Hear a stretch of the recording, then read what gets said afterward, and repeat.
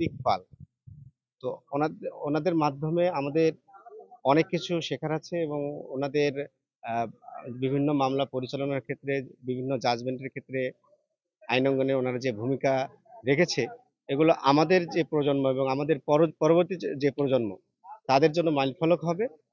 এবং আপনারা জানেন যে যখনই এদেশে রাজনৈতিক সংকট দেখা দেয়, উনি কিন্তু একজন দলমত নির্বিশেষে, আহ, সর্বদলীয় বলেন আর নিরপেক্ষ বলেন, সেই দিক থেকে দায়িত্ব গ্রহণের জন্য উনি ওনার নাম চলে আসে। এবং উনিও, আমরা দেখেছি যে ওনার 83 বছর বয়স।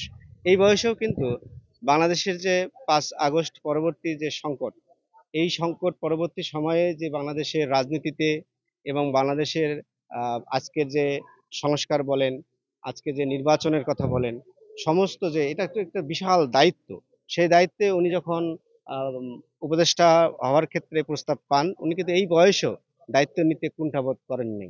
এবং আমরা দেখেছি যে আপনারা এটা ভালো জানবেন যে উনি নিষ্ঠার সাথে দায়িত্ব পালন করেছেন। এবং আমাদের গণ অধিকার পরিষদ সহ বিভিন্ন রাজনৈতিক দল, তাদের সাথে সুসম্পর্ক তার ছিল।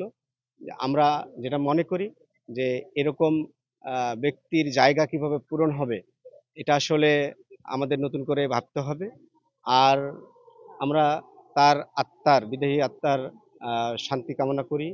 আল্লাহ তার সমস্ত ভুল ত্রুটি ক্ষমা করে দিয়ে জান্নাতবাসী করুক, এটাই আমাদের কামনা।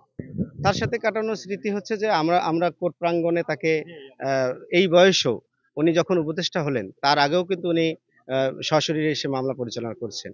এবং আমরা কোর্টে তাকে তাকে খুব উনি অনেক সিনিয়র, তারপরও আমরা তার কাছে বিভিন্ন মামলার ক্ষেত্রে যখন আমরা আমাদের দলগত মামলার ক্ষেত্রেও আমি আহ, তার কাছে গিয়েছিলাম এবং তার বেশ আন্তরিকতা পেয়েছি। এবং উনি তো আইনের জগতে একজন, আগেই বললাম যে দিকপাল হিসেবে কাজ করছেন। ওনার হিউজ নলেজ, উনি অত্যন্ত প্রজ্ঞাবান একজন ব্যক্তি আইনের জগতে। তো আসলেই আমরা খুব মর্মাহত এবং আমরা খুব বড় একটি সম্পদ হারালাম।